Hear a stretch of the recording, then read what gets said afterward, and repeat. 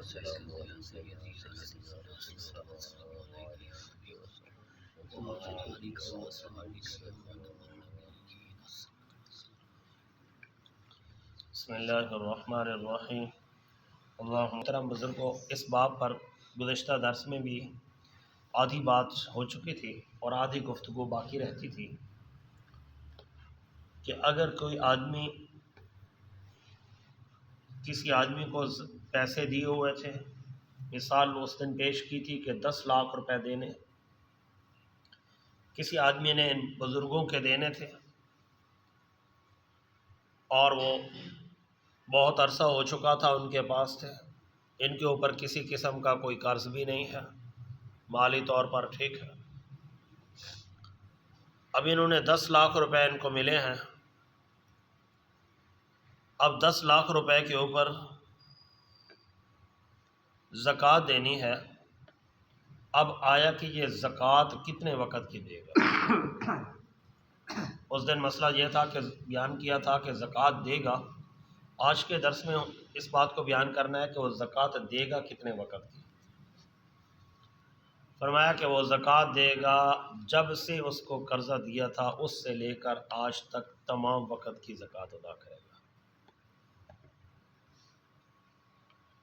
جب سے قرضہ اس کو دیا تھا اس وقت سے آج تک جتنا بنتا ہے سارے کا سارا سالانہ حساب سے، مثال کے طور پر 5 سال کے لیے انہوں نے 10 لاکھ روپے دیے تھے. اب ان کو 5 سال کی زکوٰۃ ادا کرنے پڑے گی.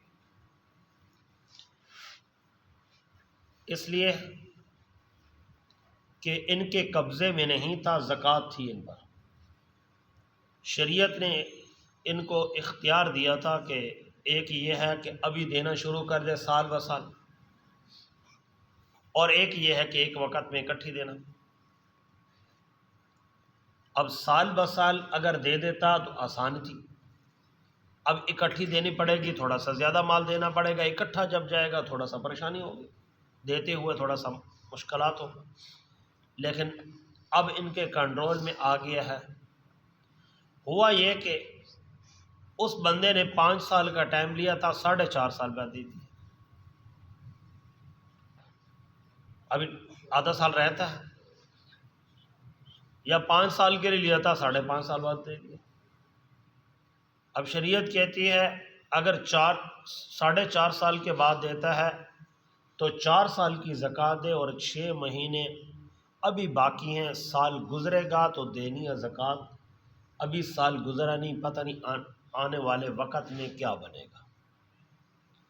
اگر تیرے پاس پیسے ہوں گے تو زکوٰۃ دینا، اگر نہ ہو تو زکوٰۃ ہی نہ ہوگی.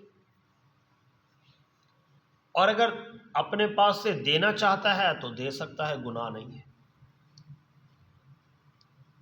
اور اسی طرح اگر 5 سال کے بجائے 5.5 سال گزر گئے، اس دور میں حالات بھی ایسے ہیں کہ جس کو ادھار دے دو پھر لینا تو بہت مشکل ہوتا ہے. وہ کہتا ہے ایک بار دے دے پھر میں جانوں اور میرا کام جانے، پھر تو بھی پھرتا رہے گا اتنے وقت جتنے پیسے دیے. اچھے لوگ بھی ہیں، یہ تو نہیں ہے کہ ساری کائنات ایسی ہے، لیکن حالات ایسے چل رہے ہیں. اگر اس نے زکوٰۃ پیسے دیے 5.5 سال کے بعد، اب شریعت مطہرہ کہتی ہے کہ تو 5 سال کی زکوٰۃ دے دے اور بقیہ آدھا سال دیکھ لے، تیرا جی چاہے تو ابھی دے دے، نہ جی چاہے تو ابھی تیرے اوپر نہیں. اچھا یہ ہوا کہ 5 سال کی ادا کر دی، ابھی 6 مہینے گزرے اور 6 مہینے باقی تھے تو چلا گیا. اب 6 مہینے کے بعد مال آیا تو انہوں نے پیسے خرچ کر دیے تھے تو زکوٰۃ نہیں. اگر یہ ہوا کہ انہوں نے دیے زکوٰۃ کے پیسے سال کے، اور ہوا یہ ہے کہ پہلے پیسے دے دیے لیکن سال نہیں گزرا تھا، انہوں نے کہا اب 6 مہینے بعد پھر آ جانا، چلو ابھی دے دو، اب دیکھا جائے گا، آئے گا تو 1.5 سال کے بعد آئے گا، ابھی نہیں آئے گا. ہوا یہ کہ ابھی 6 مہینے نہیں گزرے تھے، پہلے پیسے ختم ہو گئے. اب یہ بیت المال میں جا کے دوبارہ دعویٰ کرے جی میرے پاس تو پہلے پیسے ختم ہو گئے، مجھے زکوٰۃ والے پیسے واپس کر دو. شریعت کہتی ہے نہیں،